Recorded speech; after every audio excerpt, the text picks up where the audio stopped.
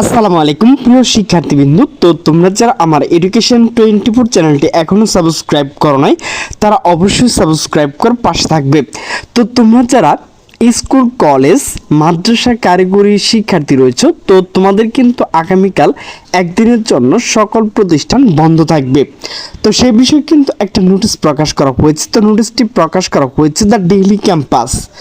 তো নোটিশে বলা হয়েছে কাল দেশের সব শিক্ষা প্রতিষ্ঠান বন্ধ থাকবে। তো নোটিশটি প্রকাশ করা হয়েছে 11 আগস্ট 2026 বিকাল 3:29।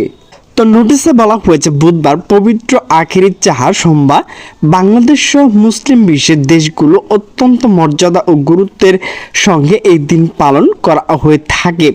দিবসটি উপলক্ষে দেশে সরকারিভাবে সাধারণ ছুটি নেই, তবে ঐচ্ছিক ছুটি থাকায় দিবসটি উপলক্ষে দেশের সব শিক্ষা প্রতিষ্ঠান বন্ধ থাকবে। প্রাথমিক ও গণশিক্ষা মন্ত্রণালয় এবং শিক্ষা মন্ত্রণালয় বাৎসরিক ছুটির তালিকায় আখেরি চাহার সোমবার উপলক্ষে একদিন ছুটি রাখা হয়েছে।